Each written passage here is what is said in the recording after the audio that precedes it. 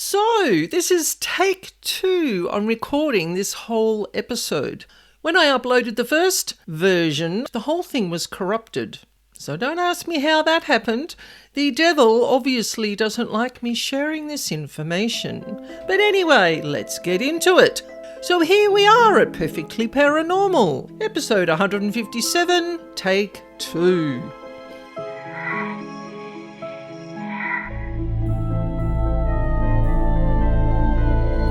My name's Anna Schmidt, and I'm here every week to share with you true paranormal encounters and information about devils, demons, and dark energy beings that no one else talks about. And today you are going to hear a question from Kay in the US. Can I accidentally make a deal with the devil with my thoughts? And we're also going to look at how to undo a deal with the devil. And this question from Kay really got me thinking. In this world, intention is everything. And our thoughts are powerful energy that creates the first part of intention, leading into the outcome manifesting in our reality. Now, our thoughts can be positive, but if they're negative, they can sometimes get us into trouble. Big time, if we're not careful and self-aware. Now, Kay's wording, accidentally make a deal with the devil, in my way of thinking, can have different types of meaning. You don't have to literally sign on the dotted line to make a deal. The devil and his henchmen are always listening and watching and waiting for us to slip up in a moment of mental, emotional, physical, or spiritual struggle, or a moment of anger. Some intense thought that is negative enough, and the mental energy behind it can actually create a deal with the dark side. Now, I know, because I've been there, only once, and I realised straight away what I'd done, so I got into undoing it. It's very easy to do, believe me, when you've had enough of something and you get angry. Sometimes we think our intentions aren't dark, but we can be blinded by ego, greed, jealousy, hatred, blame, or the 7 deadly sins. And that negative thought can be just like a spear into your normally peaceful soul energy. We all slip up. It happens. And you just got to be aware of what you're thinking, what you want with your thoughts, how the words come out of your mouth, what your actions are that go with those thoughts and words. So a deal, I had to look it up online because I needed, with my OCD brain, I needed to have a dictionary definition of what a deal is. So a deal is an agreement or a contract entered into by 2 or more parties. Your thoughts are the first point of creating an intention, like I mentioned earlier. Then the words, then the actions that activate the tangible outcome.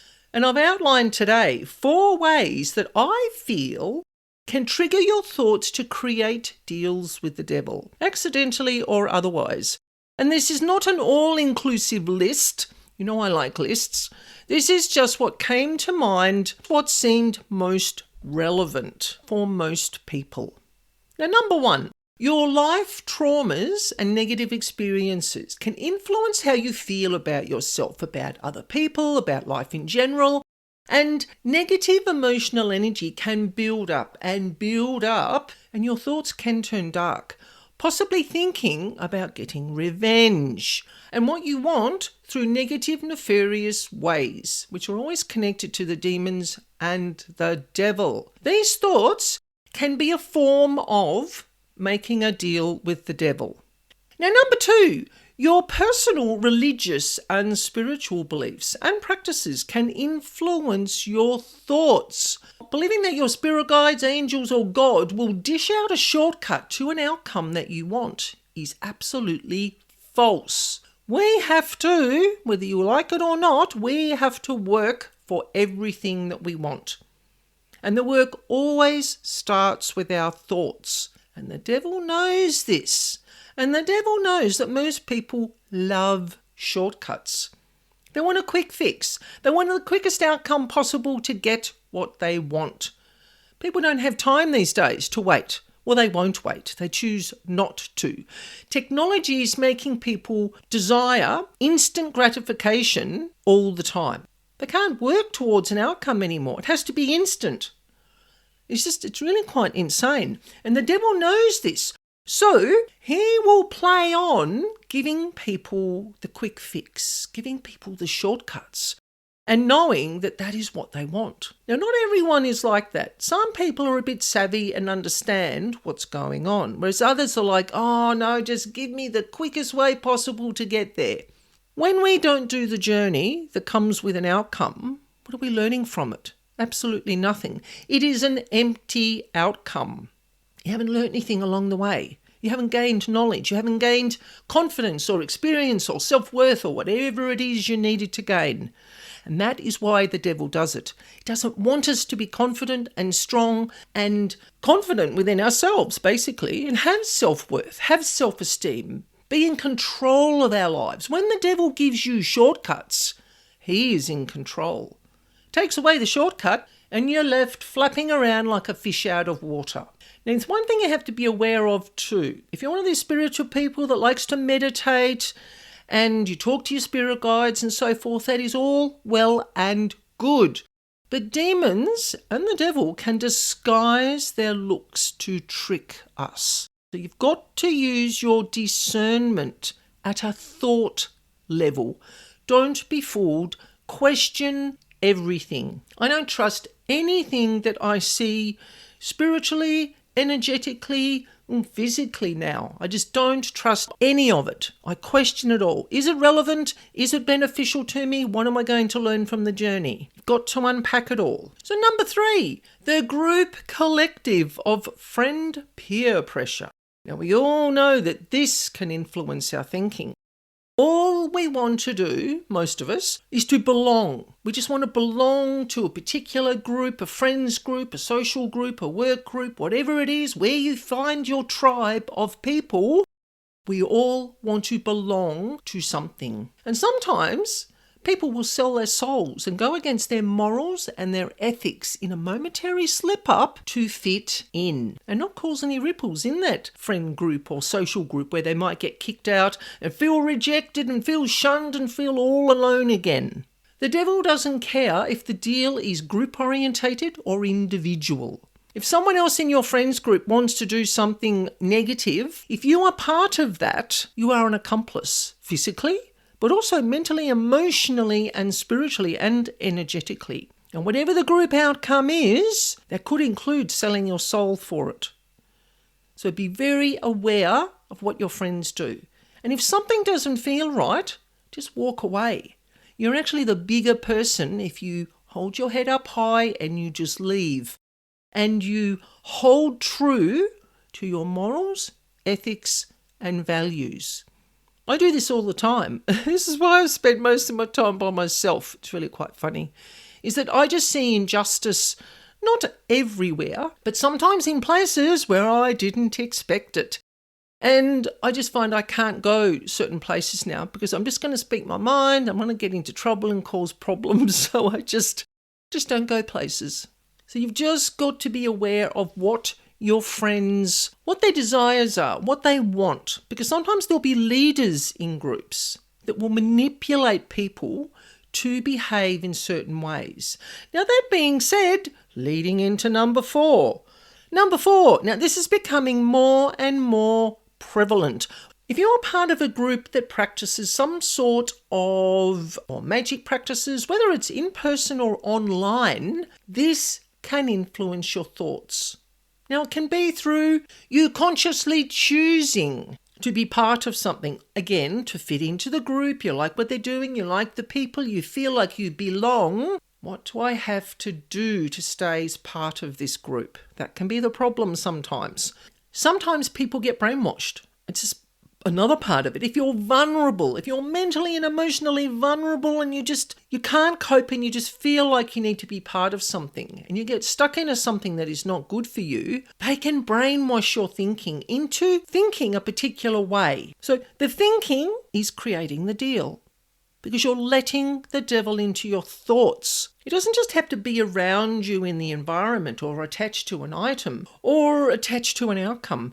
It's letting the devil into your thoughts, into your personal energy, into your personal space, as I call it. And we all have dark thoughts every now and again. It's just part of being human, the ups and downs, the stresses of life. But we have to catch ourselves and bring ourselves back to the positive again. Now, I don't go to church. I'm not a big religious believer. Like, I did a religious demonology course recently. I needed something about connecting with Christ on another level.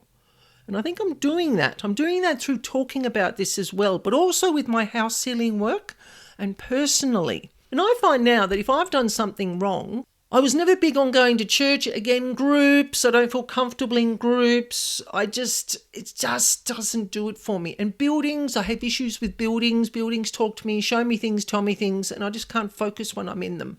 So I talk to my spiritual helpers, Archangel Michael, and I talk to God at home. I might be in the garden. I might be in bed. I might be making a cake. And I will ask for forgiveness for that particular negative thought that might have led possibly to some negative outcome down the track. But I catch myself instantly wherever I am. Could be driving. I have issues on the road. People annoy me on the road, and the devil knows that. So he'll put people in front of me, don't indicate, pulling in front, red light, people running through red lights or getting too close to my car or honking or carrying on. He knows that's a trigger for me. So I work on not being triggered. And I don't think nasty thoughts about the drivers anymore. I used to, not to do them harm, but just things like, oh, you're an idiot, or putting in a few swear words. I mean, you don't need to do that. It creates negative energy at a thinking level. And then it's coming out my mouth, so it's creating a vibration. So I now ask for that forgiveness instantly. And it's about being humble. It's about not living in your ego.